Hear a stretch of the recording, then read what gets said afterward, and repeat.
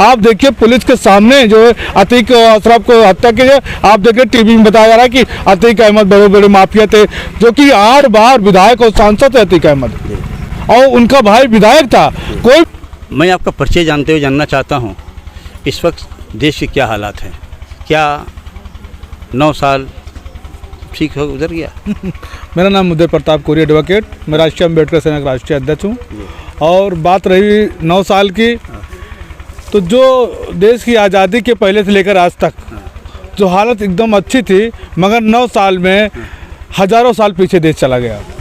आज की जो राजनीति है इस देश में मुस्लिम और हिंदू की बात हो रही है, जो कि सही मायने में भारत में मुस्लिमों को जो अधिकार मिलना चाहिए उसके लिए काम नहीं किया जा रहा है। सिर्फ मुस्लिम और हिंदू के नाम पर इस समाज में, इस देश में राजनीति की जा रही है। सामाजिक परिवर्तन के नाम पे कोई काम नहीं किया जा रहा है। इसके लिए क्या करना पड़ेगा?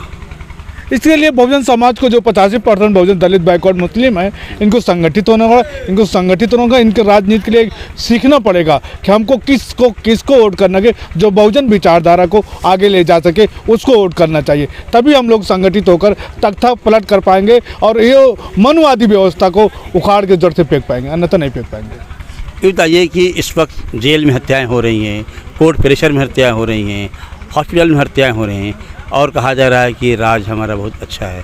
आपका क्या विचार है? देखिए, भारत में जो हज़ारों साल पहले जो मनुवादी व्यवस्था थी, उसी व्यवस्था को पुनः लागू करने का प्रयास किया जा रहा है। भारत को संविधान, क्योंकि भारत का जो संविधान है, जो बाबा साहेब अम्बेडकर ने 2 साल 11 महीने 18 दिन में जो लेकर दिया था इस बहुजन समाज को, इस पूरे देश को चलाने के लिए, उसको समाप्त करने का जो इनका नया तरीका है, अब इन्होंने सोच रखा है कि इस देश में जो दलित बैकवर्ड मुस्लिम जो राजनीतिक सामाजिक वर्कर है, उनको किसी तरह अपराधी किया जाए, अपराधी बनाया जाए, उसके बाद जेल में उनकी हत्या कर दें, जेल के बाहर हत्या कर दें। ये उनकी एक योजना है, जो RSS की योजना है, स्वीट उनका योजना है कि किसी तरीके इनकी हत्या की जाए। आप देखिए पुलिस के सामने जो है अतीक अशरफ को हत्या की है। आप देखिए टीवी में बताया जा रहा है कि अतीक अहमद बड़े बड़े माफिया थे, जो कि 8 बार विधायक और सांसद थे अतीक अहमद, और उनका भाई विधायक था।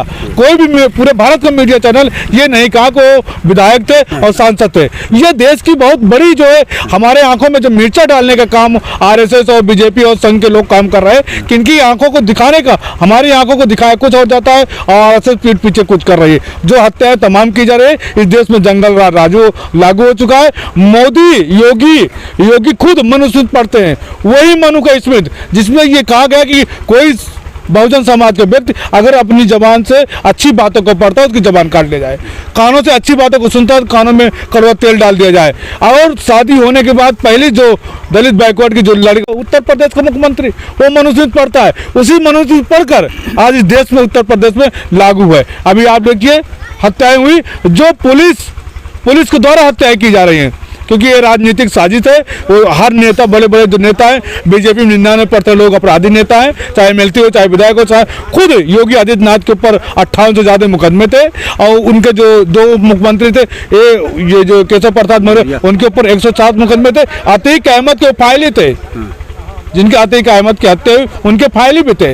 इसलिए बहुत सोची समझी रणनीति है। आगे के प्लानिंग है उनकी, 2024 में हमारे सामने कोई व्यक्ति खड़ा ना हो पाए। जो खड़ा होने लायक रहे, उसको या तो जेल में मार दिया जाए, या तो अस्पताल में मार दिया जाए, या कोर्ट में मार दिया जाए। उनकी और भी यहाँ की पुलिस जो है 50-50 किलो चांदी लूट ले रही है। ये जो है जंगल राज इस देश में, प्रदेश में लागू है देश में। और ये योगी कहते थे जो है पुलिस जो है अपराधी जेल छोड़कर भाग गए, देश छोड़ के भाग गए, पर जेलों में ये ऐसा नहीं हो रहा है। जो अपराधी हैं आज BJP में सुरक्षित है और संगठित है, और संगठित बनकर करके गिरोह चला रहे हैं। BJP जो बसपा सपा कांग्रेस में जो लीडर उभर के आ रहे हैं, उनको अपराधी बनाने का, उनकी हत्या करने का काम ये आसानी से आंख मूंद के दरवाजे के पीछे से करने काम किया जा रहा है। आप अपना परिचय देते हुए बताइए कि किस तरह से इस देश के हालात को आप क्या देख रहे हैं? मेरा नाम भंते आनंद, जिला रोहतास, बक्सर। और इस देश का जो दुनिया जो चल रहा है, इतना दर खराब चल रहा है कि हम लोगों का कुछ बाकी नहीं रह गया है कि हम लोग क्या करना चाहिए। एकदम ठुकरा रहे हैं कि अब तक ये राज सत्ता को बता रहे हैं, कर रहे हैं तो हम लोग का सब कुछ खत्म कर करके अपने हाथा को बता रहे हैं कि हम लोग ये करें अपना सत्ता बनाने के लिए। तो हम यही कहेंगे आप लोगों से कि अभी जागो, उसको पूरा हम लोग लड़ाई करें ताकि हम लोग का बच्चे उस लोगों से, मनवादियों से। धन्यवाद। आप अपना परिचय देते बताइए कि इस वक्त नया जो संसद भवन बना है, क्या इस संसद भवन में संविधान सुरक्षित है? मेरा नाम उदय कुमार कोविद है। मैं मौलिक अधिकार संघर्ष समिति SC ST OBC माइनॉरिटी कर्मचारी संगठन का प्रदेश महामंत्री हूँ।